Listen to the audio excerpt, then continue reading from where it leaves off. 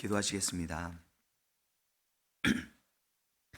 하나님 아버지, 오늘도 우리에게 새 날 주시고 새 호흡 주셔서 이 아침 하루의 시작을 하나님 앞에 나와 예배로 시작하게 하시니 은혜를 감사드립니다.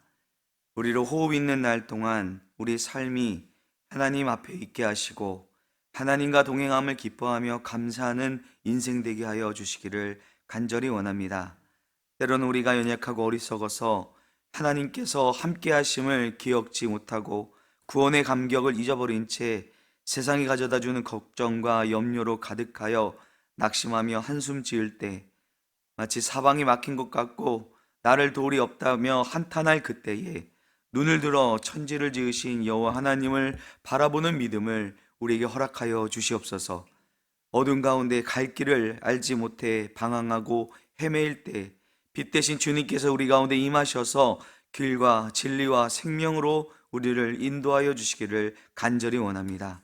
시편의 고백과 같이 주의 말씀이 우리의 길에 비치시고 우리의 발에 등이 되어 주심을 믿사오니 주님 말씀을 주야로 묵상하며 그 말씀을 의지하는 삶을 살아가는 복된 인생 되게 하여 주시옵소서.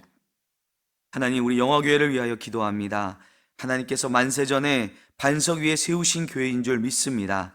하나님의 계획 가운데 이 시대와 이 지역을 향한 하나님의 뜻을 온전히 드러내는 교회 되게 하여 주옵소서.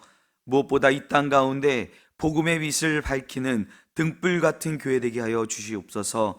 점점 어두워져 가고 진리가 희미해져 가며 저마다 서로 옳다 하는 이 혼란한 시기에 길이 되어주는 교회, 진리이신 예수께로 인도하는 이 교회의 사명을 감당케 하여 주시옵소서. 하나님, 이 교회의 사명을 이루시고자 윤강서 목사님을 세우셨고 그 입술의 말씀을 맡기셨사오니 선포되어지는 말씀을 통해 생명의 역사가 일어나게 하옵소서. 이 교회를 하나님의 뜻 가운데로 이끌어 나가기에 부족함 없는 지혜와 능력을 허락하여 주옵소서. 영과 육이 강건하게 하여 주시기를 구합니다. 또 세우신 직분자들이 있습니다. 몸된 교회를 강건하게 세워지도록 온 마음과 정성으로 헌신케 하여 주시고 우리가 그리스도를 머리로 한 한 몸된 공동체, 서로 마디마디가 연결된 지체임을 깨달아 알게 하여 주옵소서.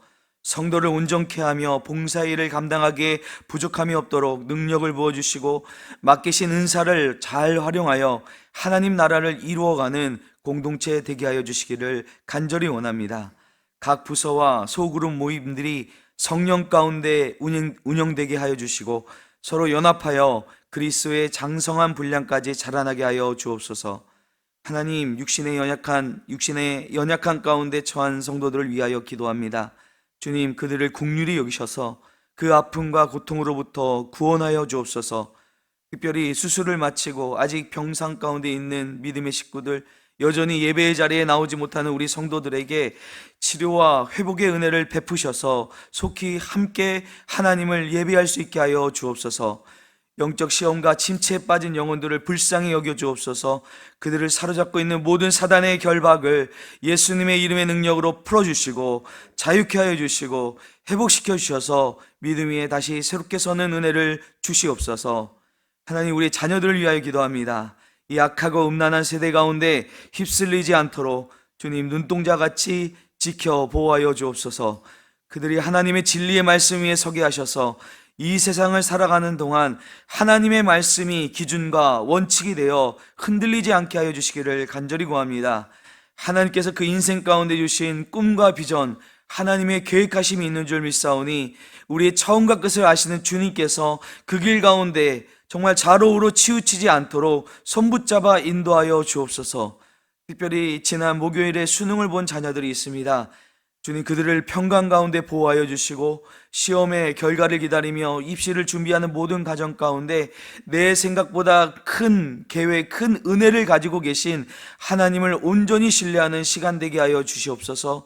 이 기간을 통하여 살아계신 하나님을 만남으로 정금 같은 믿음으로 나아오는 그런 시간 되게 하여 주시옵소서. 하나님, 예배당 건축을 위하여 기도합니다. 하나님께서 지금까지 인도하여 주셨음을 고백하지 않을 수 없습니다. 또한 앞으로 하나님께서 우리 가운데 행하실 일들을 우리가 기대하며 하나님만 의지합니다.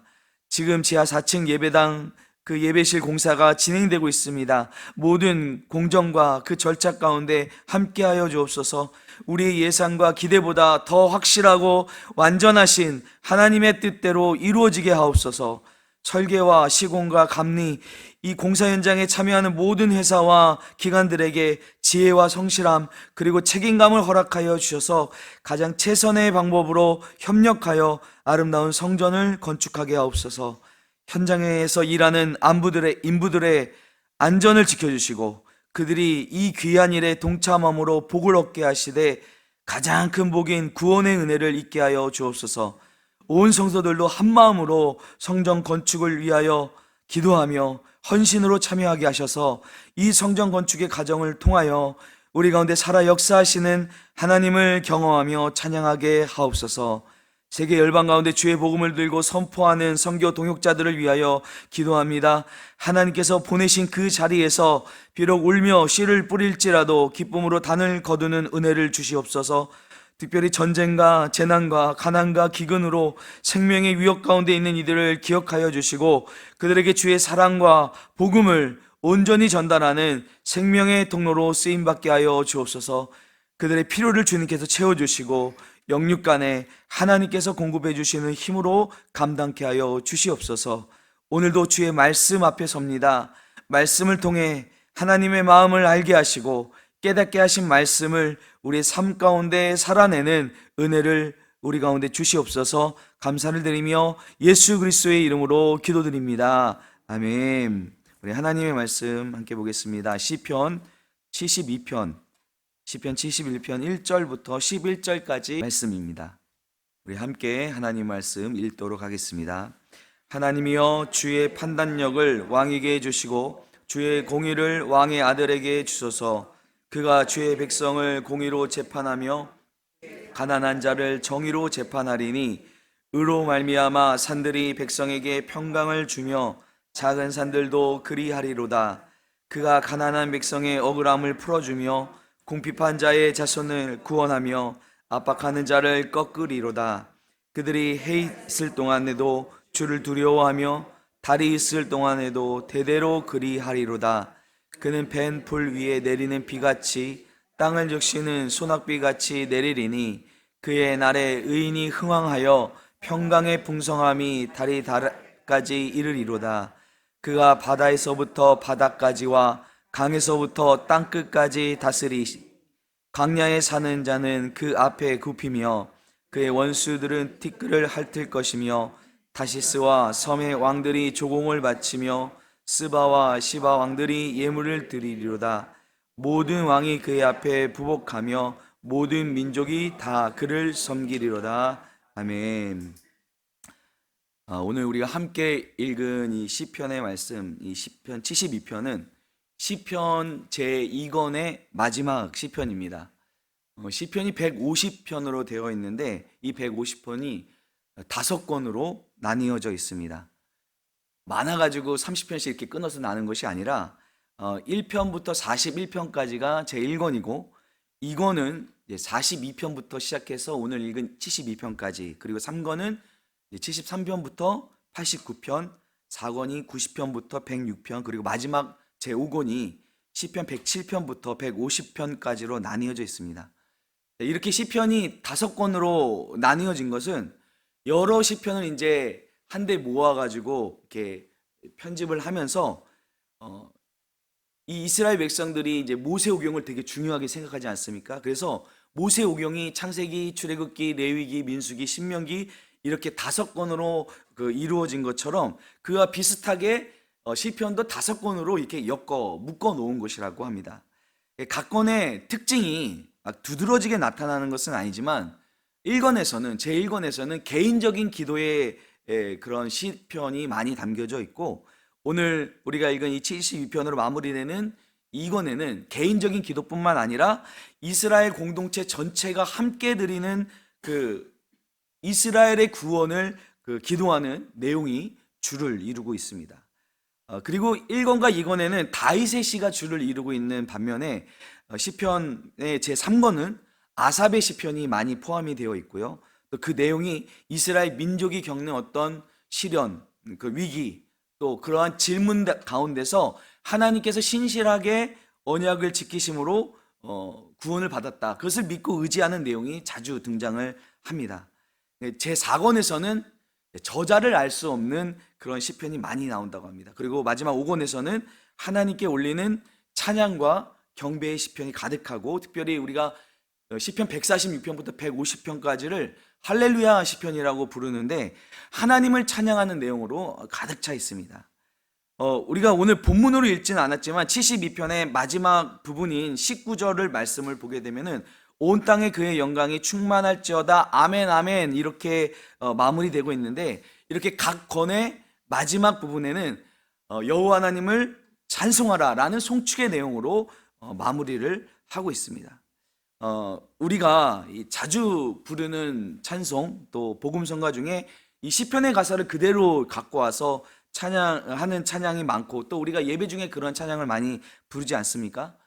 물론 이 시편 자체가 찬양이라고 할 수 있지만 우리가 예배 가운데 함께 찬양으로 고백하는 것처럼 이스라엘 공동체 역시 시편을 그냥 우리 성경 읽때 이게 시편 어디 말씀 읽겠습니다라고 이렇게 책으로만 읽는 것이 아니라 이스라엘 공동체 역시 어떤 예배나 어떤 세레모니, 그런 제2의식 같은 때 공동체가 함께 이 시편의 내용을 함께 노래로 사용하였다고 합니다. 특별히 오늘 우리가 읽은 이 내용 같은 경우는 이스라엘의 왕궁에서 열리게 되는 왕이 이제 등위한다든지 등극한다든지 왕관식을 한다든지 이런 제의적인 행사에 불려졌던 제왕시의 시편으로 알려지고 있습니다. 그래서 표제를 보시게 되면은 이제 솔로몬의 시라고 되어 있는데, 우리가 읽은 시편의 내용을 오늘 보아도 이 시가 하나님께 지혜를 구하고 있는 지혜의 왕이었던 솔로몬의 이야기를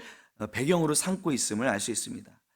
히브리 성경과 우리가 가지고 있는 성경에는 그냥 솔로몬의 시 또는 솔로몬에 의한 시라고 이렇게 표제가 되어 있지만, 그래서 이 시가 마치 솔로몬이 지은 시처럼 보일 수 있지만, 이 구약의 히브리 성경을 헬라어로 번역한 70인역이나 또 시리아 번역 성경에서는 이 표제가 솔로몬을 위한 기도, 솔로몬이 대상이 되는 기도라는 표제가 달려 있다고 합니다. 그래서 실제로 이 72편 가장 마지막 절 20절을 보게 되면 이새의 아들 다윗의 기도가 끝나니라 라는 내용으로 시편을 마치고 있고, 또 오늘 우리가 읽은 1절 말씀을 읽으면서도 자연스럽게 그려보게 되는 것이 마치 다윗 왕이 그 아들 솔로몬을 왕위에 이렇게 등극시키면서 왕위를 물려주면서 하나님께 구하는 기도처럼 들려집니다. 72편은 하나님의 통치를 대신하는 이스라엘의 왕은 어떠한 인물이 되어야 하는가? 왕위에 오른 인물에게 가장 필요한 것이 무엇인가를 생각하며 하나님께 간구하는 그런 기도의 내용을 담고 있습니다. 한번 우리 함께 살펴본다면 1절 말씀입니다. 하나님이여 주의 판단력을 왕에게 주시고 주의 공의를 왕의 아들에게 주소서. 하나님을 대신하여 이스라엘을 통치하는 왕에게 있어서 가장 절대적으로 필요한 것이 바로 주의 판단력 그리고 주의 공의입니다. 여기서 이 판단력은 2절에 나오는 정의라고도 할 수 있는데요, 이 절대적인 정의와 공의는 이 만물의 주관자이시며 또 주권자 되시는 하나님의 성품, 하나님의 절대 성품입니다. 그래서 하나님께서 이 정의, 하나님의 정의를 가지고 하나님의 공의를 가지고 지금 온 세상을 다스리시며 경영하십니다. 그렇기 때문에 왕에게 있어서 바로 이 하나님의 정의와 공의가 절대적으로 필요한 것은 하나님의 정의와 공의가 이 세상을 판단할 수 있는 기준이 되기 때문이라는 것입니다. 이 정의는 히브리어로 체테크라고 하고요, 공의는 미슈파티라고 하는데요, 체테크는 어떤 관계적인 측면에 있어서 공정함을 뜻하는 것이고, 미슈파트는 법정에서 법정적인 측면에서 공의와 정의를 뜻한다고 합니다. 그래서 저는 이런 생각이 들더라고요. 우리나라 사법체계의 예를 좀 들어서 설명을 좀 쉽게 설명하자면, 정의로 번역된 채테크는 약간 민사에 관련된 그런 것이라 볼 수 있고, 공의는 마치 형사사건에 관련된 것이라고 설명해 볼 수 있을 것 같습니다. 어쨌든 이 왕은 이 백성들의 송사를 정확한 기준으로 잘 판단하고 구분해야 하는 역할이 가장 중요했습니다. 그렇기 때문에 하나님께 정의와 공의를 구하는 것이죠. 이 정의와 공의가 없다면 그것의 기준이 없어지는 것입니다. 기준이 없으면 어떻게 되겠습니까? 왕이 왕 마음대로 판단하고 다스리게 되겠죠. 왕도 한낱 인간에 불과하기 때문에, 불완전하기 때문에 실수하게 되고 또 욕심에 따라 그릇된 판단을 하게 됩니다. 우리가 이스라엘 역사를 보면 알 수 있듯이 하나님 앞에서 백성들을 바르게 판결하고 다스린 왕이 그렇게 많지 않습니다. 아주 잘했던 왕이라 성왕이라 하여도 그에게 분명 우리는 인간적인 허물이 있음을 성경을 통해 볼 수 있습니다. 그렇기 때문에 왕이라면 항상 하나님의 정의와 공의를 구하여야 하는 것이고, 그 하나님의 정의와 공의를 받아서 그것을 가지고 다스릴 때만이 마치 하나님께서 다스리는 것처럼 백성들을 평강 가운데 다스릴 수 있게 되는 것입니다. 특별히 오늘 말씀을 보니까 하나님의 관심이 어디 있습니까? 2절 말씀을 보게 되면 그가 주의 백성을 공의로 재판하며 주의 가난한 자를 정의로 재판하리니. 여러분, 보통 억울한 일 누가 당하게 됩니까? 억울한 일은 보통 힘 없는 사람이 당하게 됩니다. 자, 부자와 가난한 자를 재판한다면 누구에게 유리할까요? 공정한 기준이 분명하다면 누구에게 유리할 게 없겠지만 세상의 법정에서는 가난한 자들이 억울한 일을 당하는 경우가 많습니다. 그렇기 때문에 하나님께서는 가난한 자, 궁핍한 자, 사회적으로 연약한 자들을 돌보시고 그들을 보호하는 법을 율법으로 정하시고 그들을 보호하시죠. 그러한 자들을 위하여 공의와 정의를 가지고 재판을 할 때 이 세상에 평강이 찾아온다고 오늘 말씀하고 있습니다. 왕이 가난한 백성의 억울함을 풀어주며 궁핍한 자들이 압박을 당하지 않도록 그 역할을 감당해야 한다는 것입니다. 자, 그러한 하나님의 정의와 하나님의 공의를 가지고 통치할 때 특별히 그 정의와 공의가 가난한 자들을 위하여, 궁핍한 자들을 위하여 행해질 때 세상은 하나님 주시는 평강으로 가득하게 되는 것입니다. 지금 러시아와 우크라이나 사이에 또 중동에 전쟁이 일어나고 있는데, 여러분, 이 전쟁에 여러 가지 이유가 있겠지만 가장 근원적인 문제가 무엇이겠습니까? 욕심이라고 생각합니다. 지도자들의 욕망으로 인해 전쟁이 일어나게 되고 이어지게 되는 거 아니겠습니까? 그들에게는 하나님의 이 정의와 공의가 없습니다. 자신들이 정의롭고 자신들이 세운 공의를 내세우지만 인간의 의로움은 결국 내가 의롭다, 자신이 의롭다는 것을 내세우는 것 뿐이게 되고, 그 근원을 들어가 보면 욕심이라는, 욕망이라는 죄가 도사리고 있다는 것이죠. 그러나 왕이, 지도자가 하나님의 공의와 정의를 기준 삼아 하나님의 도로 이 땅을 다스린다면, 백성을 다스린다면 그 땅 가운데 평화가 임하게 될 것입니다. 보통 정의는 칼의 비유가 되죠. 그래서 법원에 가면은 그 정의의 여신이 한쪽에는 그 저울을 들고 있고 한 손에는 칼을 들고 있습니다. 이게 세상의 정의와 공의라면 성경은 이 공의와 정의를 비에 비유하고요. 또 아모스서에 보면은 정의를 그 강에, 이런 물에 비유하고 있습니다. 6절 말씀을 보게 되면은 그 뱀풀 위에 내리는 비같이 땅을 적시는 소낙비같이 내리리니, 이렇게 표현을 하고 있는데, 여러분, 물은 무엇입니까? 생명을 살리는 근원인 것이죠. 하나님의 공의, 하나님의 정의는 판단하고 정죄하는 기능보다는 생명을 살리는 데 초점이 맞춰져 있는 것입니다. 그래서 7절 말씀을 보니까 그의 날에 의인이 흥황하여 평강의 풍성함이 달이 닿을 때까지 이르리로다, 이렇게 말씀하고 있는데, 하나님의 이 성품을 가진, 하나님의 정의와 공의를 가진 왕이 다스리는 날에 의인이 흥황하게 되고 평강이 풍성하게 넘치는 이 생명의 역사가 일어나게 된다는 것입니다. 8절부터 11절 말씀까지를 보게 되면, 자, 이제 그러한 하나님의 성품을 가진 왕이 다스릴 때 그의 영향력이, 그의 통치가 온 땅 가운데 미치게 될 것이다 라고 이렇게 노래를 하고 있습니다. 그가 바다에서부터 바다까지, 또 강에서부터 땅끝까지 다스리리니 그 왕 앞에 굴복할 자가 없습니다. 광야에 산 자도 그 앞에 굽히며 그 원수마저도 그 앞에 티끌을 핥게 될 것이며, 또 이방의 다시스와 섬의 왕들이 조공을 바치게 되고 스바와 시바 왕들이 예물을 드리게 될 것이다. 모든 왕이 그 앞에 부복하게 되고 모든 민족이 그를 섬길 것이다 라고 노래를 하고 있습니다. 하나님의 성품을 가진, 하나님의 공의와 정의를 가진 왕이 나타날 때에 이스라엘은 전대미문의 평화를 얻게 되고 온 나라와 온 민족이 그 왕 앞에, 그 왕의 통치 안에 들어오게 된다는 것입니다. 근데 여러분, 이스라엘 왕 가운데 이런 왕이 있었습니까? 다윗과 솔로몬 시대에 이스라엘이 태평성대를 누렸지만 그렇다고 해서 온 나라와 모든 왕이 그 앞에 부복하거나 모든 민족이 다윗과 솔로몬 왕을 섬기지는 않았습니다. 여러분, 이 왕은 누구를 가리키는 것일까요? 예, 바로 메시아, 우리 왕 대신 예수 그리스도를 가리키고 찬양하는 것입니다. 예수님께서 이 땅 가운데 오셔서 우리를 위하여 십자가를 지심으로 하나님의 정의와 공의를 완전히 이루셨습니다. 그래서 빌립보서 2장에 나오는 그리스도 창가처럼 그는 근본 하나님의 본체시나 하나님과 동등됨을 취할 것을 여기지 아니하시고 오히려 자기를 비어 종의 형체를 가지사 사람들과 같이 되셨고 사람의 모양으로 나타나사 자기를 낮추시고 죽기까지 복종하셨으니 곧 십자가에 죽으심이라. 이렇게 하나님의 공의와 정의를 이루셨습니다. 그래서 하나님께서 그를 지극히 높여 모든 이름 위에 뛰어난 이름을 주사 하늘에 있는 자들과 땅 아래에 있는 자들로 모든 무릎을 예수의 이름에 꿇게 하시고 모든 입으로 예수 그리스도를 주라 시인하여 하나님 아버지께 영광을 돌리게 하셨느니라. 아멘. 바로 이 시편 72편에 찬양하고 고대하는 왕은 바로 메시아이신 예수 그리스도를 가리키고 있는 것입니다. 다윗도 온전하지 않았습니다. 솔로몬도 처음에는 하나님의 지혜를 간구하여서 하나님의 공의와 정의로 백성들을 평강 가운데 다스렸지만 말년에는 하나님 기뻐하시지 않는 길로 행하지 않았습니까? 하나님의 공의와 정의를 떠났기 때문입니다.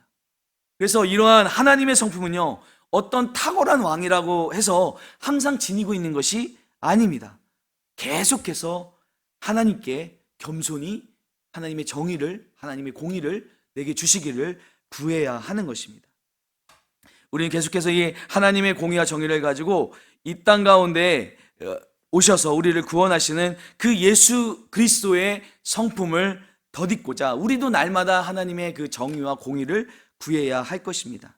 또한 우리가 우리의 지도자들을 위하여서도 기도해야 합니다. 하나님, 이 나라의 위정자들이 하나님을 두려워하여 하나님의 정의와 공의로 이 땅을 다스리며 섬기게 하여 주시옵소서.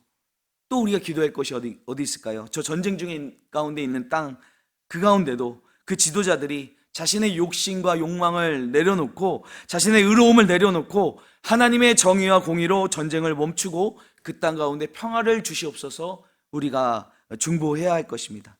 우리가 이렇게 하나님의 공의와 정의를 구할 때 우리에게도 그 정의와 공의가 임하고 오늘 우리가 만나게 되는 사람들이 우리로 말미암아 흥황하게 될 줄로 믿습니다.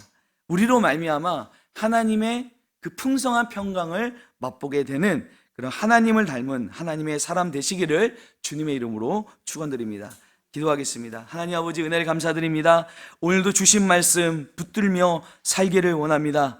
하나님의 정의와 하나님의 공의가 우리 가운데 있기를 원합니다. 그래야 우리가 그 그리스도의 성품을 가지고 이 땅 가운데 살아갈 때 오늘 우리가 만나는 자들이 우리로 인하여서 흥황하게 되는 역사가 있게 하여 주시고 우리로 인하여서 우리로 말미암아 하나님 아버지 주님의 평강을 맛보는 귀한 은혜가 있게 하여 주시옵소서.